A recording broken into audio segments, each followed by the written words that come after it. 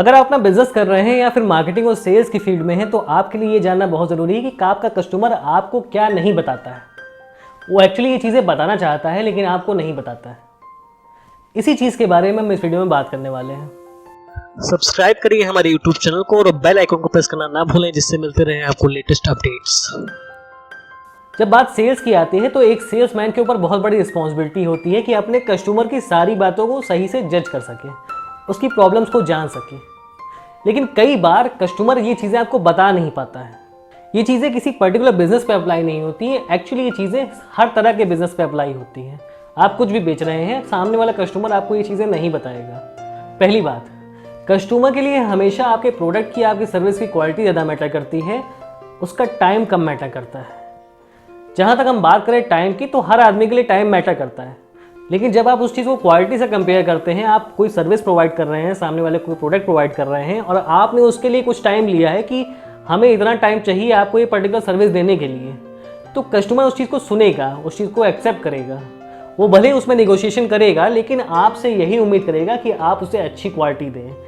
बल्कि आप उसकी जगह टाइम ज़्यादा ले लें तो कोई प्रॉब्लम नहीं है, कोई खास प्रॉब्लम नहीं है, लेकिन क्वालिटी अच्छी होनी चाहिए। एक एग्जांपल लेके चलते हैं। अगर आप किसी कस्टमर को डिजिटल मार्केटिंग सर्विस प्रोवाइड करने वाले हैं तो आप उससे कुछ टाइम मांगेंगे। अब कस्टमर उससे नेगोशिएशन करेगा, लेकिन अगर आप उसे अच्छी क्वालिटी का प्रॉमिस करते हैं तो आपके इस टाइम के साथ वो एक एडजस्टमेंट कर सकता है।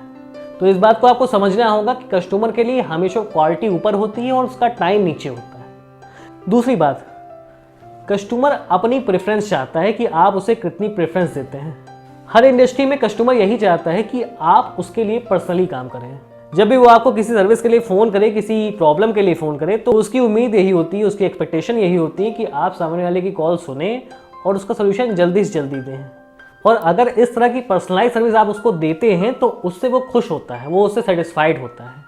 तो ये चीज़ हमेशा कस्टमर को अच्छी लगती है, लेकिन आपको एग्जैक्टली वो ये चीज़ नहीं बताता है। वो कहना चाहता है कि हमें आपकी पर्सनल सर्विस चाहिए, लेकिन वो इस चीज़ को बताता नहीं, आपको इसे खुद समझना होगा। तीसरी बात आती है, कस्टमर आपकी केयर नहीं करता। आप क्या करते हैं, आपके प्रोडक्ट में क्या है, वो कोई केयर नहीं करता। जब आप अपना प्रोडक्ट या सर्विस सेल करने जाते हैं सामने वाले को, तो आप अपने प्रोडक्ट या सर्विस के बारे में डायरेक्टली बताने लगते हैं कि हमारे प्रोडक्ट में ये फीचर्स हैं और बहुत सारी अच्छी चीज़ें हैं। लेकिन कस्टमर को इन चीज़ों से एक्चुअली मतलब नहीं होता है।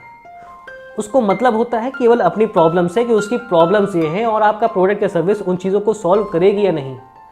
अगर आपका प्रोडक्ट या सर्विस उस चीज़ में फिट नहीं बैठती है, आपकी प्रॉब्लम सॉल्व नहीं करती है, तो उसके लिए कहीं से बेनिफिशियल नहीं है। तो आपको ये समझना होगा कि आपका प्रोडक्ट, आपका सर्विस और आप कस्टमर के लिए कहीं से प्रेफरेबल नहीं है। वो केवल अपनी प्रॉब्लम पे फोकस करता है। आपका सोल्यूशन अगर उस प्रॉब्लम में फिट होता है तो उसके लिए अच्छा है, अदरवाइज आपके प्रोडक्ट में लाख फीचर हो, उसके लिए सब बेकार है, उसके लिए किसी मतलब की नहीं है। चौथी बात, कस्टमर हमेशा ये चाहता है कि आप उसे कुछ एडिशनल बेनिफिट्स दें। ये एडिशनल बेनिफिट्स प्राइस में हो सकते हैं या फिर सर्विस में हो सकते हैं, लेकिन वो कहीं ना कहीं ये चाहता है कि उसे कुछ एडिशनल बेनिफिट्स मिले बाकी कस्टमर्स के मुकाबले। ये एक ह्यूमन नेचर है कि हर कस्टमर चाहता है कि हमें कुछ एक्स्ट्रा मिल जाए, हमें एक्स्ट्रा डिस्काउंट मिल जाए, या फिर आपके प्रोडक्ट के साथ हमें ये सर्विस फ्री मिल जाए। तो इस चीज़ को आपको कंसीडर करना होगा कि सामने वाला हमेशा ये चाहता है। अगर आपके पास उसके लिए कोई ऑप्शन है तो आप उसे दे सकते हैं। पांचवी बात आती है कि अगर आपके प्रोडक्ट या सर्विस से कस्टमर अनसेटिस्फाइड होता है तो हमेशा उसकी नेगेटिव पब्लिसिटी करेगा।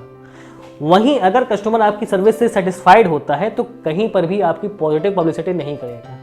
ऑन एन एवरेज ये देखा गया है कि जब कस्टमर आपकी सर्विस से अनसेटिस्फाइड होता है तो आपकी नेगेटिव पब्लिसिटी बाकी कस्टमर से करता है। वो आपकी बुराई करता है कि इनके प्रोडक्ट में ये नहीं है, या फिर इनकी सर्विस में ये सर्विस नहीं मिल रही है, अच्छी सर्विस नहीं मिल पा रही है हमको, हम सेटिस्फाइड नहीं हैं।